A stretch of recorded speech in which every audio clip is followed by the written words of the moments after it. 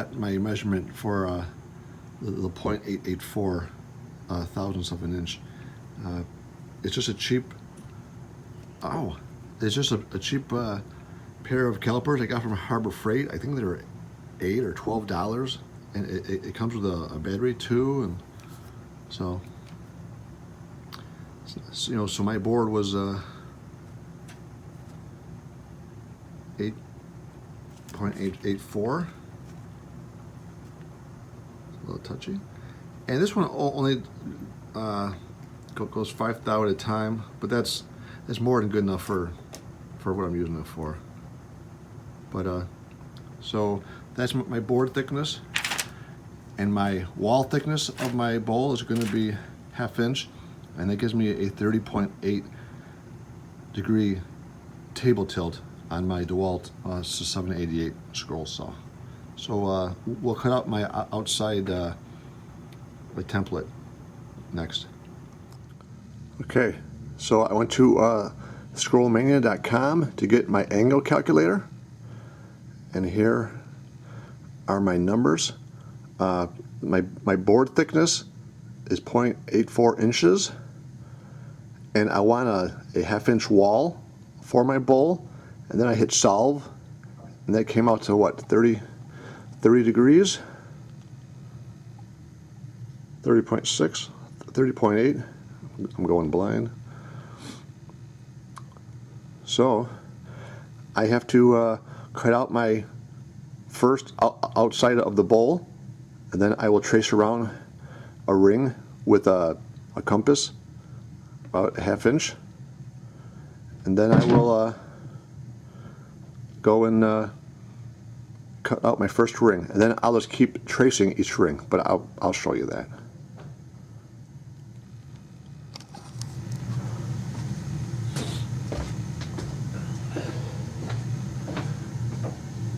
Okay, for my next bowl, I just cut out this oblong kind of round. It has a few bumps and lobes, and I'm just going to trace it onto my board,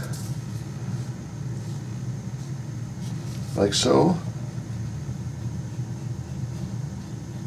I probably could have cut it out of cardboard and really saved it, but I'll save this pattern too if it comes out really nice.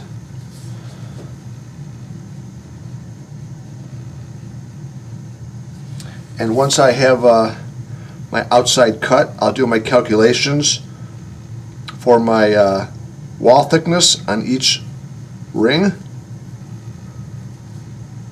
and then I'll show you how to do that too.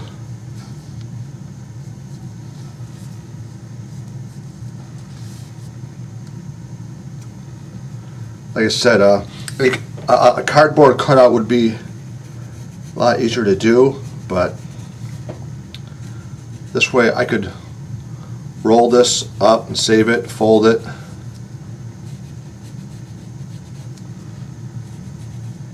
or start a fire with it if I hate the pattern.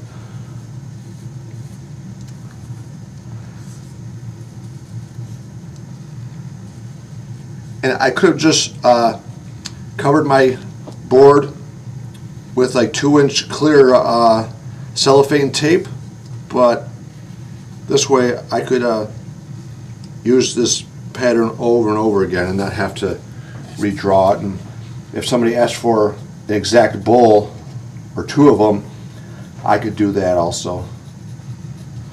And I wouldn't be cutting up the pattern in the process.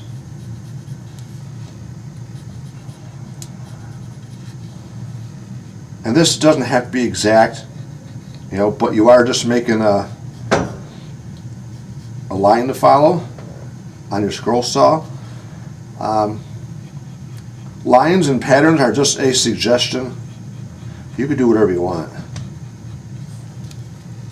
Okay, I don't know if you can see that or not, but that is that. And this wood is 3/4 inch strips of Baltic birch and alternating strips of mahogany. So I usually use the Danish oil on all of my projects because it really makes the grain pop. So So this will probably turn like a dark brown or almost red because of its mahogany. Okay, I have my outside of my bowl cut out. It's at 30.6 degrees. As you see, my blade started to burn. This is a brand new blade too, so I don't know. But here's my 30.8 degree angle. And I'm going to draw a 1/2 inch circle inside that.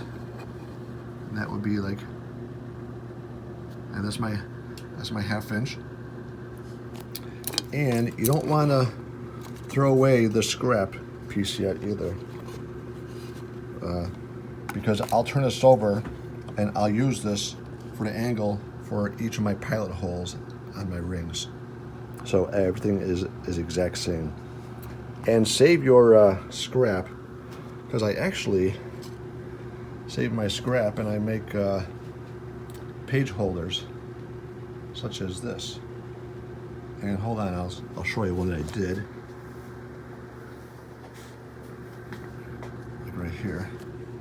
So you put these on your thumb, and it holds a book open on your curved pieces with only your thumb, and it's very ergonomically friendly.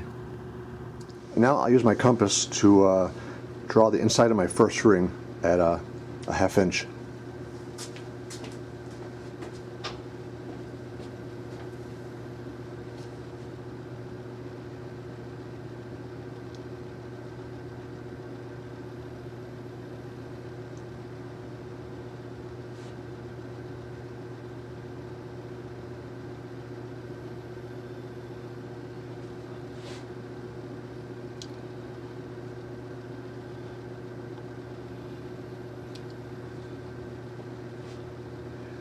And just keep your pencil end square with your point, so it stays at a 1/2 inch your entire circle or oblong circle, whatever your pattern is.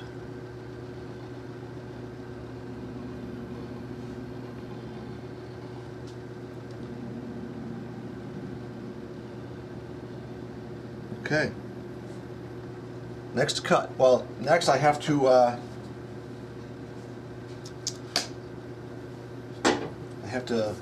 drill a hole, and I'm going to use this angle here as a guide for my drill bit. So I have a pilot hole to feed my scroll saw blade through. Okay, here's my first pilot hole. I'm going to follow my first drawn line, and I will just keep following this ring and tracing the inside edge for my next ring, and so on and so on.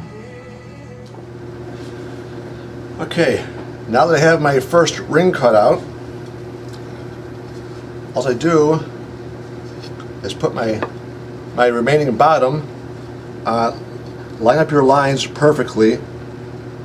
And when I mean lines, I mean any contrasting grains or whatever your bowl might be made out of. And line up everything perfect, because this is what you're copying. If you move this at any and it's off kilter, then your bowl is going to be off kilter. So make sure that everything is lined up from your first ring to your remaining bottom. Okay, everything looks good. So all I do now is trace around the bottom.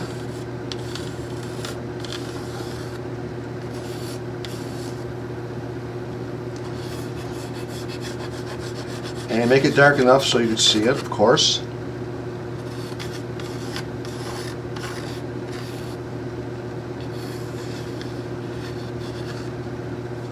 Okay. And there's my next ring. So I just have to drill my hole. In fact, we can do this now.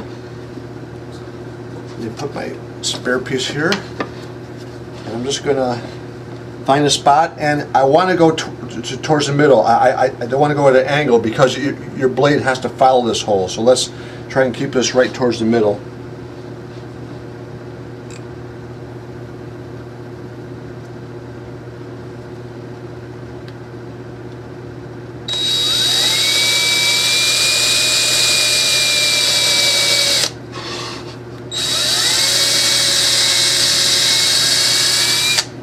Okay, good enough.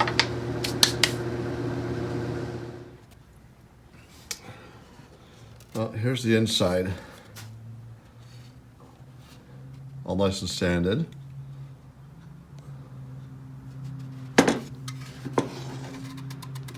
And here's the outside with all the burn marks.